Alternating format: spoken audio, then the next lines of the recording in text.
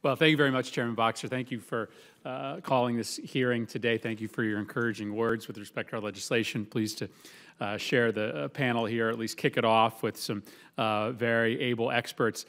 Thanks to Ranking Member Vitter as well for making this hearing possible today. We're here to discuss, as you very aptly described, SLCPs, short-lived climate pollutants. These are substances that do grave damage to the climate, often at a rate that is tens or hundreds of times the damage on a time-to-time basis that carbon dioxide does, but they're frankly a lot less well-known than carbon dioxide.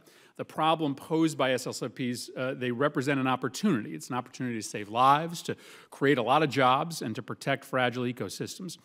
But they also represent a political opportunity, and I'm honored to have this considered as a breakthrough, but phasing down these pollutants, it can be done more quickly and relatively easily when compared to the hard but desperately necessary work that we have ahead of us to slow CO2 emissions. As members of the committee well know, we're talking here about black carbon, methane, and hydrofluorocarbons, or HFCs. The first is a byproduct of combustion. The second is a fuel. The third is an industrial chemical. None of them are as vital to the functioning of the world's economy as carbon dioxide. That means that adopting sensible money-saving policies to phase down emissions of all of these will require an effort that's relatively manageable compared to the scale of the other global challenges that we face. So that's why Senator Collins and I work together to draft the legislation that's under consideration by the committee today, the Super Pollutants Act. If enacted, this legislation would expand existing programs to launch new initiatives needed to tackle the many ways in which SLCPs are emitted. We're not talking about revolutionary change here. We're just talking about some common sense steps that can bring Republicans and Democrats together around cleaning up our climate. Our bill encourages U.S. aid and development agencies to consider methane and black carbon emissions when financing projects overseas. Our bill would urge modifications in the Energy Star program to recognize refrigeration systems that use non-HFC chemicals while still achieving energy savings. We'd help coordinate interagency SLCP initiatives so that individual departments are working in tandem when it comes to these pollutants. Both Senator Collins and I realize that considerable obstacles confront the enactment of this or any legislation in this present congressional environment. However, we believe that this legislation represents an opportunity to have an important foundation for bipartisan cooperation on climate and public health issues.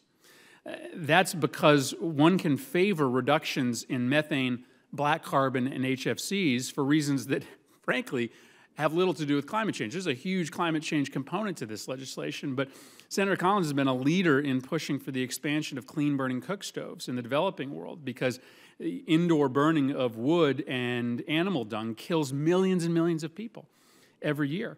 Installing filters on diesel truck engines similarly reduces soot emissions while promoting the use of American-made technologies, an effort that Senator Inhofe has strongly supported for years. Transitioning away from HFC compounds, both here and abroad, promotes the use of American technologies and manufacturing know-how. The economic benefit to this country is great. The demand for air conditioning in India alone is anticipated to grow by a factor of 50 by 2013. Wouldn't it be better if Indians were able to meet that demand by embracing technological solutions developed in partnership with U.S. firms? Limiting methane leaks can actually save considerable sums of money for companies and governments that are willing to recapture it and burn it themselves. Indeed, man-made methane emissions are expected to grow by 25% over the next 15 years. In the oil and gas industry, it's a win-win for distributors and consumers to make sure that less product leaks out of wells and pipes on its way to the end user, as Senator Boxer said. Now, I say this not to belittle the climate impacts that reducing SLCPs could produce. Estimates show that aggressive action could prevent nearly a ½ degree Celsius of warming in the atmosphere.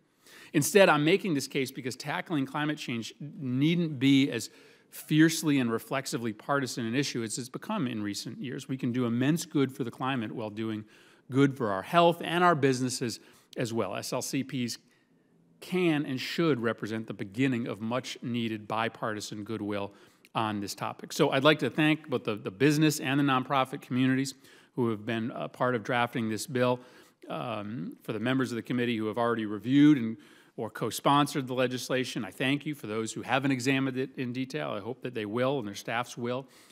do that in the coming weeks. If we think it can be improved, Senator Collins and I would love to work with the committee to do that. Madam Chair, I have with me a statement from Senator Collins. She has another hearing today, but she would love to have entered into the record a very strong statement of support for our bill. Without objection, so ordered. And so I look forward to the testimony today. Again, I thank you, Chairwoman Boxer, for bringing us together, and again express my gratitude for the attention and the time of the committee today. Thank you so much.